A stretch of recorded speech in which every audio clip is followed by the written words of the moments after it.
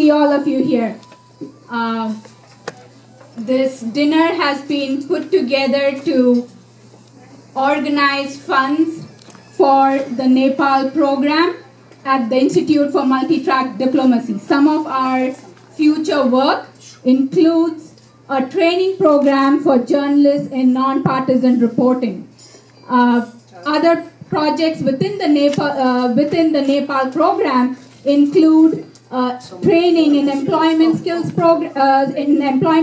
and also organizing a study abroad program for students, for American students who can travel down to Nepal to address some of the quality issues within the education system in Nepal. To begin with, let me introduce myself. I am Regina Wiley-Parmpel, and I am the Nepal Program Manager at the Institute for Multi-Track Diplomacy. Todd, who is our office manager, has some brochures and a flyer which gives you a little more detail about the projects that we're about to conduct in Nepal and are hoping to raise the funds for these projects.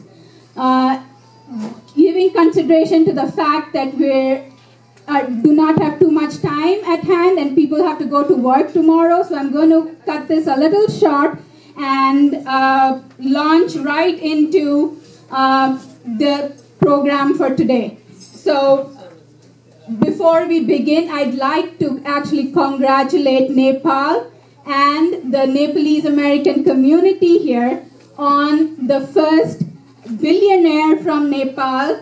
That was a news that we read about a month ago. So Nepal has its first billionaire, and that's wonderful. If Mr. Binod Chaudhary could do this during a period of violence, imagine what might be when Nepal is peaceful, truly peaceful. So that leads us to the work that IMTD does around the world.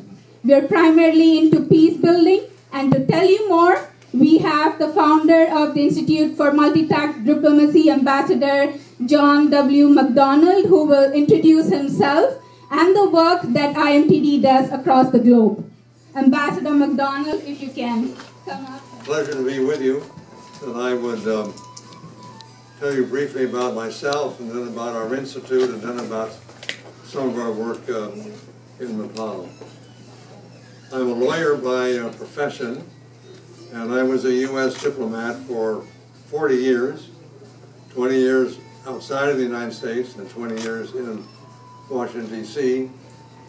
I retired in 1987 and became a law professor at George Washington University, teaching international negotiations, and then was invited to become the first president of the Iowa Peace Institute in the little town of Grinnell, Iowa, where I was involved in the whole concept of peace building across the world.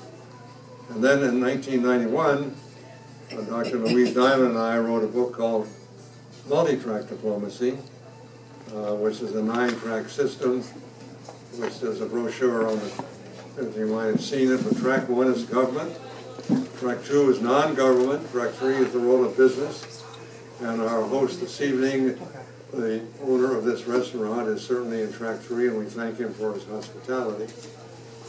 Track 4 are citizen exchange programs. We've had in our institute since 1992, we've had 285 interns or program managers from 68 countries, all of them getting their masters or PhDs in conflict resolution. So now they've spread out across the world, carrying this message around the world. Track 5 is education and training, which we do. Track 6 is people power, activism. Track 7 is religion. We work with all kinds of religions across the board on various projects. And track 8 is funding, which is tonight. And track 9 is that inner circle, which binds all the tracks together. We call it a systems approach to peace. A system means that they all have to work together over time to build peace. We have a couple of basic principles that I want to share briefly with you.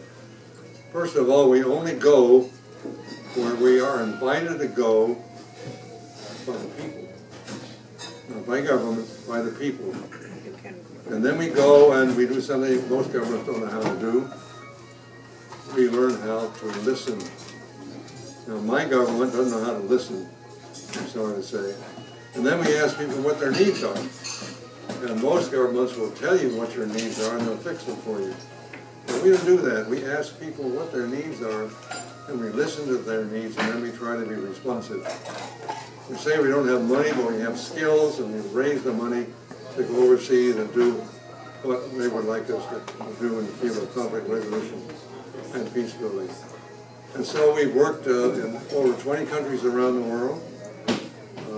We make a 5-year commitment to every project we take on as a minimum. But we worked 8 years in divided Cyprus, bringing the Christians and the Muslims together. We worked in Israel and Palestine for 5 years, bringing Israelis and Palestinians together. We've worked in Kashmir on both sides of the conflict since 1997. We worked with His Holiness the Dalai Lama in Dharamsala, India since 1990. We just carried out our 16th training in Bangalore a couple of months ago. We worked in Bosnia for 8 years. See, these are the kinds of commitments we make to try to build peace wherever we go. So that's what basically we're all about. I was invited in 2001 to Kathmandu by 2 educational NGOs, each headed by, of course, Nepalese, funded by a group in Aachen, Germany. And they asked us to come there, and believe it or not, to solve the Maoist crisis. So we went, and we did something that not many people do. We listened for 3 weeks. We listened for 3 weeks, and we met with all of the different 9 tracks I just described to you. And we learned a great deal about the whole problem and the whole conflict. And we learned about the caste system, which has been unconstitutional in Nepal for decades, but still, as a few years ago, in a population of 25 million people, 5 million of those 25 are untouchable or Dalit. And so we work with them as well. And then we were invited to come back. And then a terrible tragedy took place, which many of you know about, where the whole royal family was murdered. And we thought that everything would be stopped, but they said, no, we need you now more than ever. So we went back and we went out for an hour out of Kathmandu to Dukli Lodge, which is a beautiful lodge overlooking the opposite of the Himalayas. And we had 30 people come together from all of those 9 tracks, including 2 Maoists. They didn't admit it, but we knew that they were because of our contact. And we worked together with them, and as a result of that week-long training, they set up their own NGO called COCAP, which still exists to this day, and it's a human rights NGO, and all of the 30 people joined that, even though they belong to other organizations as well. So we became deeply enmeshed in the whole vein of issues with regard to Nepal itself. And then, some months later, we went back, again with the same funding from the Aachen Institute, and we did a training of trainers for about 3 weeks. And we trained another 30 people, and they went out into the villages and began to spread the word across the country about what we were actually doing. But in my first visit, I wanted to tell you a little story. I was having lunch with the PhD Nepalese head of one of the NGOs, and he showed me a brochure that he had developed, and on page 3, he recorded by their caste the 1,300 people who had been killed since 1996 to 2001 in the Maoist insurgency issue. And I looked at that page and I turned to him and I said, you know, this page is unconstitutional. He said, what do you mean? And don't forget, he was a Brahmin, PhD, helping to rule the country. And I said, your Constitution says you're not allowed to refer to anybody by their caste. And here you've done this in all of these cases. He said, my God, you're right. I never thought about that. And so he said in his next issue, he divided where people had died by their province. And so one of the basic issues that we've had, and I met with the leaders of the Dalit while I was there in that first and second visit, and urged them to get on the television, get on the radio, get on the newspapers, and talk about who they are, and that their reference on the caste is unconstitutional.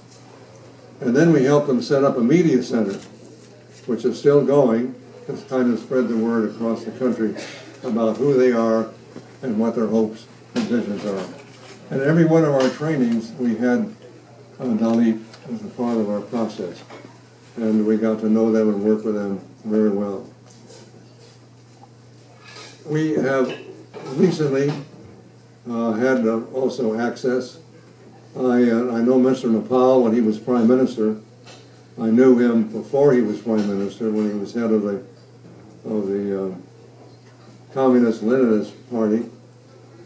And I asked him at one point, why do the Maoists call themselves Maoists? I said Mao was a killer. He killed 30 million people in China. And he has a terrible reputation. And he said, actually, they're talking about Mao as a young man when he was a part of the Great March and the things that he was doing. I said, well, nobody in the world knows that story. But now you've heard that. So that's where the Maoists get their name.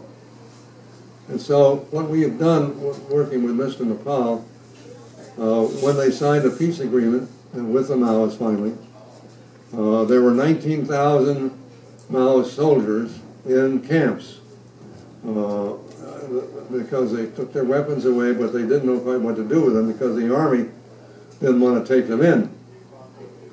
So through one of our friends, Narendra, who is now getting his PhD here at George Mason University, who's Nepalese, and a member of the 23rd caste, by the way, he's met with Mr. Nepal several times in New York and also in Kathmandu, and he passed on my message.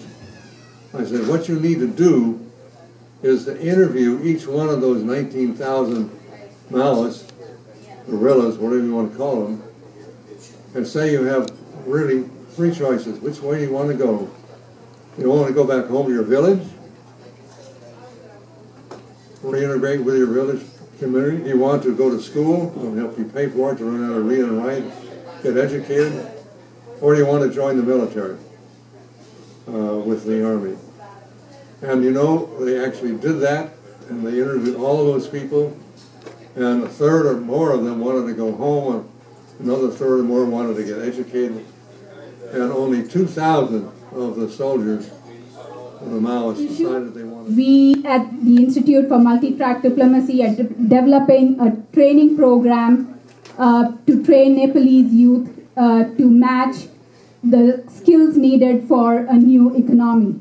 And we, as Ambassador explained, like to hear from the community themselves about what the strengths are within the Nepalese people and the country. And to talk about that, I would now ask Ambassador Sharma. Kind introduction and the topic that I'm supposed to talk today. And also I would like to thank Ambassador McDonald for inviting me to this program this evening, as well as the work that has been done in Nepal by the Institute of Multi-Track Diplomacy. Yeah, Multi-Track Diplomacy. I didn't know much about the Institute, but I'm really impressed what we have done in Nepal, starting from 2001, specifically by engaging with the government as well as the non-governmental organizations, but linking to all aspects of multi-track diplomacy that you mentioned before. I really thank you very much for being involved in Nepal's peace process.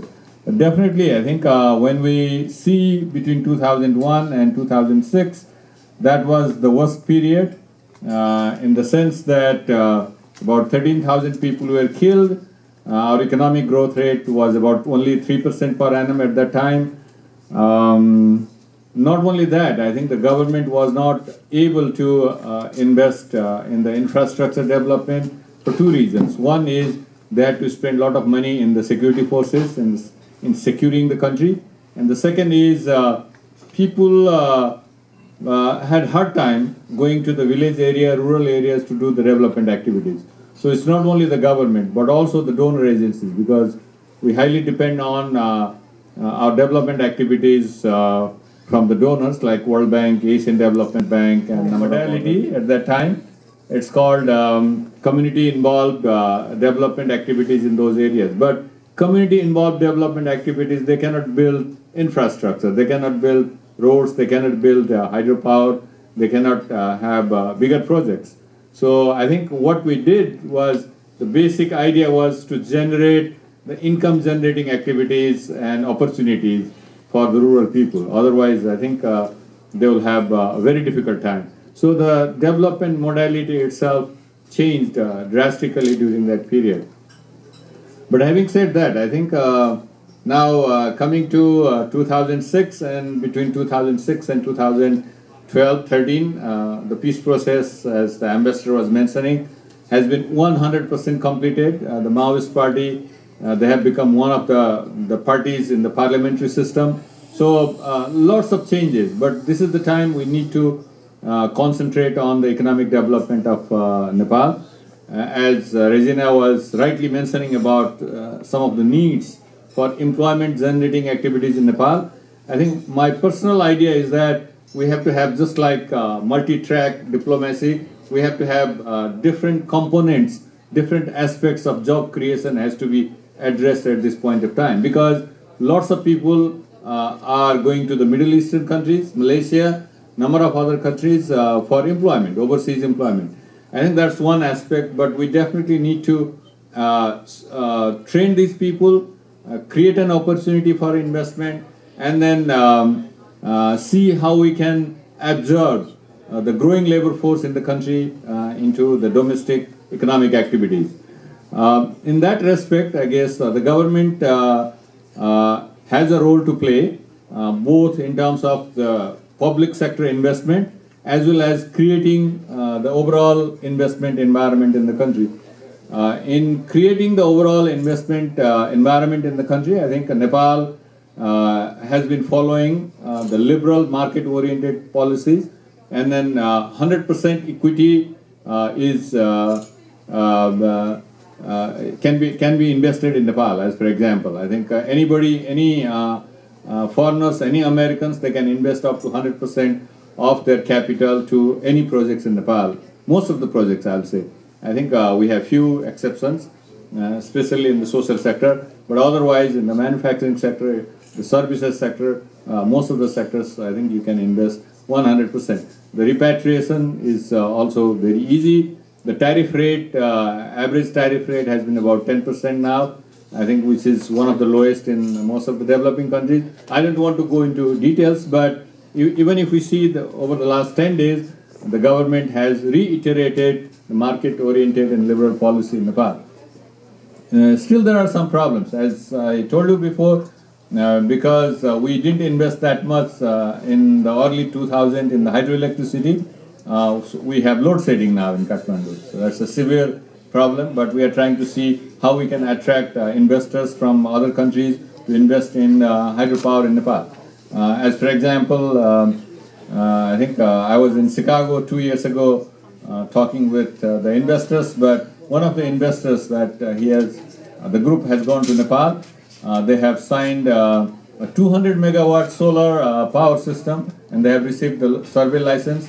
They have signed another 400 megawatt to one of the private companies to have a MOU, and then they're trying to see how they can invest in those areas. It's not only that. I think we have a group in California. I think they have established a new company, and they are trying to invest in Nepal. It's almost about 200 megawatt. Yes, I think now this is the time people, I think, are eager to invest in Nepal. We have created some investment environment in the country. The investment board has been established from last year onwards. of which the Prime Minister himself is the chair.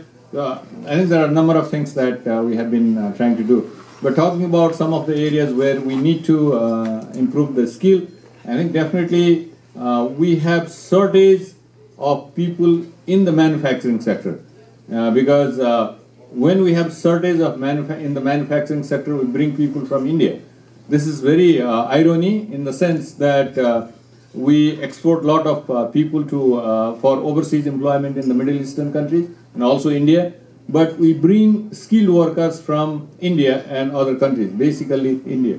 And if we go some of the factories in the southern part of Nepal, Tarai region, or even Kathmandu, I think many people we can see these people are coming from other countries and working in Nepal because of lack of skills. So I think this is one of the areas where we need to invest in the area of skill development.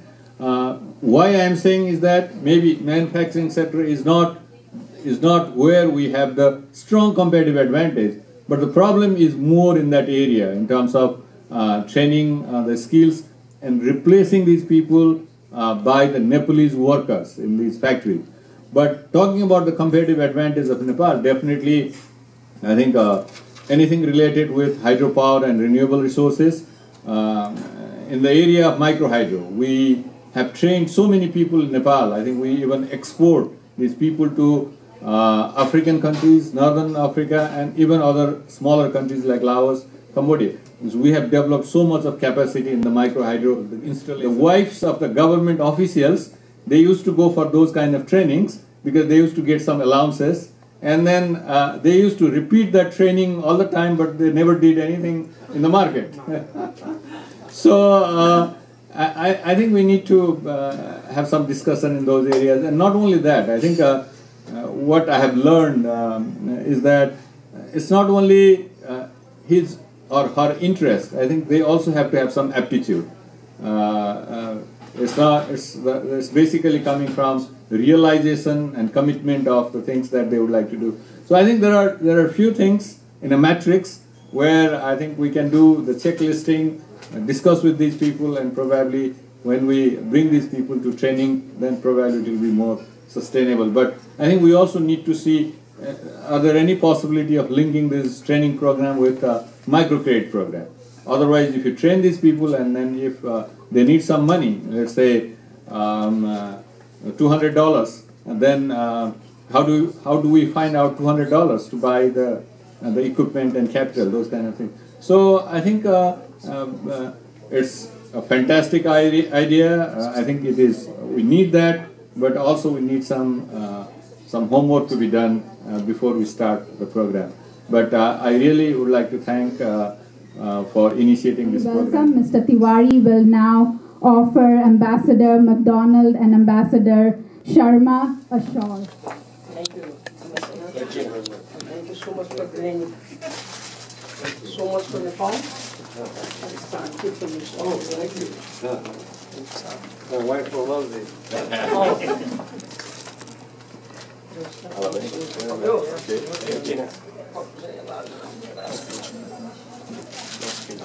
Thank you so much. Thank you.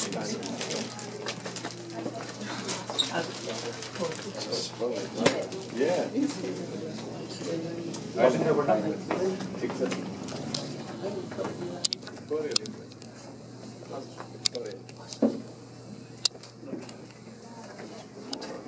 Has questions, comments? We have articles, and I'm the columnist in many online newspaper, and on top of that, so I'm also associated with some non-profit organization. Looking into these brochures, I appreciate and I like the last page. Okay, the goal of this project is to reduce the personal and institutional bias in reporting. I really appreciate the statement, and I would like to just give a thanks to Mr. Ambassador, and just I would like to wish you've been working in Nepal, and everything you have been expressed right now, and I would like just to congratulate, and I would like just to say we need to work for this. The goal of project is reduce the personal and institutional bias in reporting. Thank you so much. Person to answer that question. I don't know if Mr. Sharma. Investment policy in communication, basically, although you need some permission, no doubt about that. But it's really, really liberal and open. I cannot count because I have been staying in Washington, D.C. for the last 3 years. But I'm sure there are about 10 television stations. And in Nepal, you can see almost all the televisions telecasted from the world through cable channel. And it's really, really very cheap. The second is, more than that, I think what I'm impressed about Nepal is we have more than 350 FM radios all over the places in Nepal. I went to one place called, that's considered one of the remotest in Nepal, Jumla and Humla. And then I saw with my own eyes that these people were taking the FM radio equipment in the basket. This is called Doko. And then I think because of this technology these days, it's not that difficult. But how do they survive? I think that's a basic question. We have a number of NGOs and INGOs in Nepal. They provide some support to these FM radios. Many of these FM radio stations have been given as a gift by many, I'll say, European, maybe American NGOs to them. And not only that, I think they provide some advertisement in the form of messages, like you have to send your children to school, you have to wash your hand, those kind of things, which are very useful to the village area. And I think they have survived and they have done extremely well. And that has a very important impact in Nepal in sending the children to school. As for example, Nepal's net enrollment ratio in primary school is 94% today, which is one of the very impressive compared to any of the developing countries. Not only that, there is another very impressive number, that is, if we see the gender ratio in this net enrollment ratio in the primary school, it's 1, meaning that there are 50% girls, 50% boys in the total enrollment. I think this is... You have heard of peer mediation and here in this country and in some other countries, where groups like IMTD, for example, is providing trainers to train teachers to teach the children how to solve a conflict. It is most amazing to see 2 7-year-olds figuring out who is wrong and how to solve it without a fight. Is there any idea possibly for your country to do something? I have not seen anything of that sort, except probably if some of the schools are doing that. Yeah. Probably that has not been the tradition, curriculum in Nepal, because I'm not very sure too. Yeah. But I don't think largely we have that. But I think that's a great idea. But the main problem is how to do that. What scale? Through the teachers training, or if we would like to integrate with one of the existing nationwide programs, that will have a long-lasting impact. Yeah. Once the idea is planted, so think about it, and if IMTD can help, we have the skills and we have the people who can do it. USAID is trying to do, beginning probably from next year. I don't know the exact the title, but this is something to do with the primary school and secondary school education system. Substantial amount of money. It has not been finalized, but probably a few days on the road they will finalize it. Maybe I think we can integrate. Programs where they have to volunteer for about 6 months or a year to teach at a rural area before they start teaching at the regular school. And there's also an organization called Heartbeat, and they have started doing a thing called School on Wheels, where they collect a bunch of teachers and they travel around teaching for a certain period of time. The only thing holding them back is that a lot of schools are in such secluded areas, isolated from communication, travel, internet, and everything. You know, they don't even have electricity. And a lot of people don't want to stay there for long enough because they don't want to be isolated from the rest of the world. That's the only problem holding them back. but they have started a lot of institutions to start volunteering. By a number of organizations here, including USAID.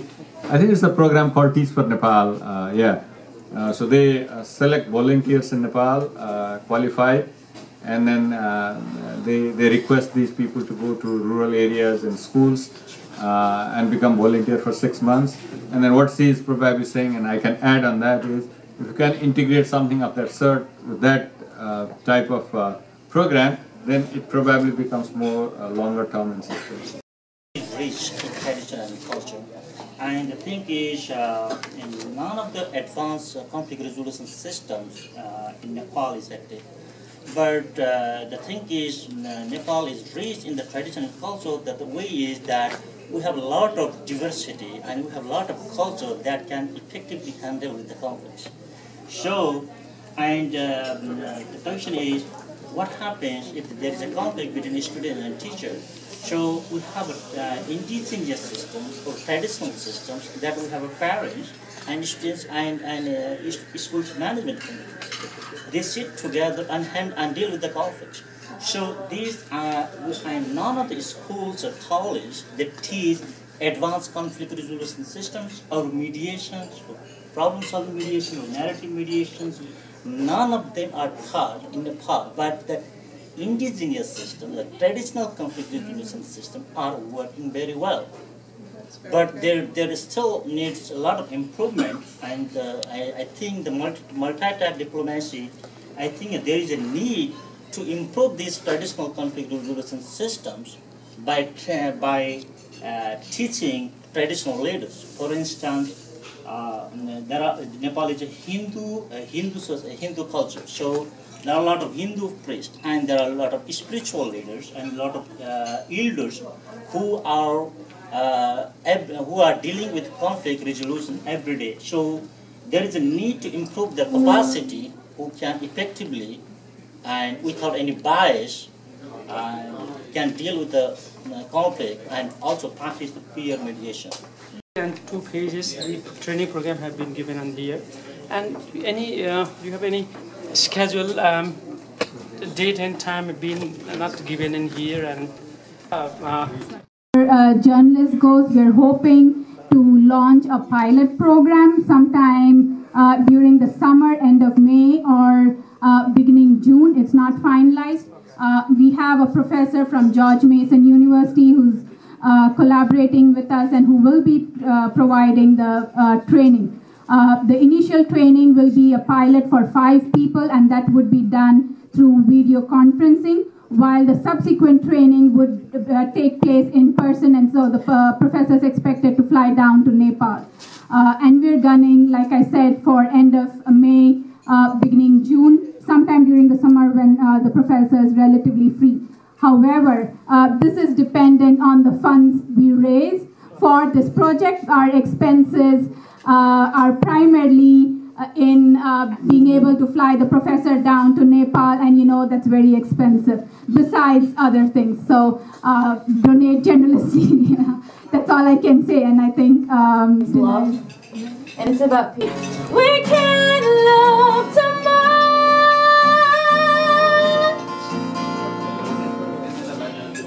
You say I'm just a dreamer, like it's such a bad thing.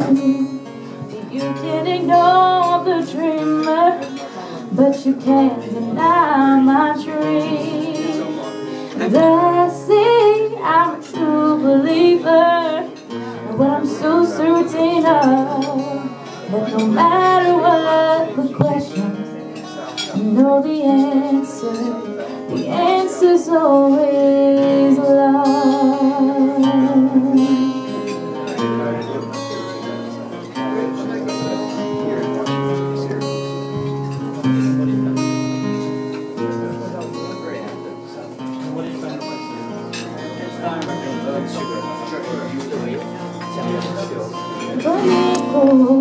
पहरालियो छाती मेरो बगेको छ छोरा रगतमा मेरो पखिरोमा जन्मे टाकुरामा हुर्के म छुट्दैन छुट्ने नेपाल झुक्दैन झुक्ने नेपाल की छोरी म आगो सहन्छु अन्याय सहन्न म तृष्णा सहन्छु तिरस्कार सहन्न आगो सहन्छु म अन्याय सहन्न तृष्णा सहन्छु तिरस्कार सहन्न मेरो शिर बरु त्यो सहन्छु तर कोही अगाडि ती हात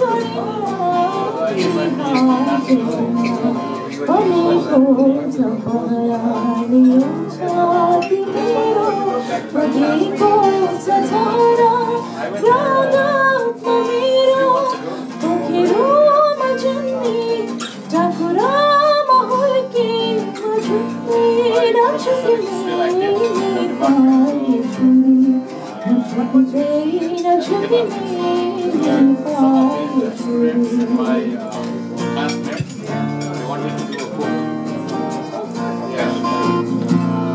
On his honor. He has not been retired for his skill.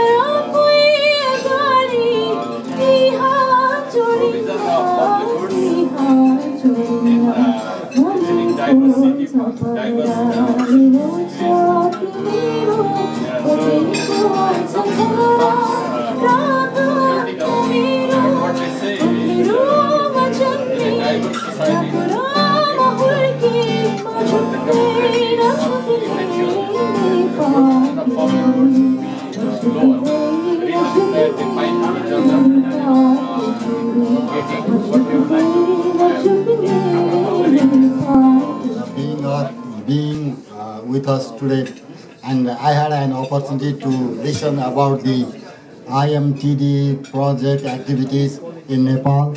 I am Thakur Purasaini, President of America Nepal Society, one of the oldest organizations in the United States, which established in 1967. And I will take an opportunity to announce one event that is going to be held on April 27, 2013 about a book talk program, The Spring of Namje, authored by Rajiv Goyal, one of the Peace Corps volunteer in Nepal. He has 10 years volunteer service in Nepal, so that he contributed a book called The Spring of Namje, so that we have an event in George Masoon Regional Library that is located at 7001 Little River Turnpike, Annandale, Virginia. So that the program will start from actual program will start from 3 to 5 p.m. So I would like to request on behalf of American Nepal Society that Ambassadors McDonald and in that program Dr. Shankar Sharma will be the chief guest. So I will request Ambassador McDonald and other dignitaries to be present to listen or to participate in the program. And I will really appreciate for your presence in that program. Thank you.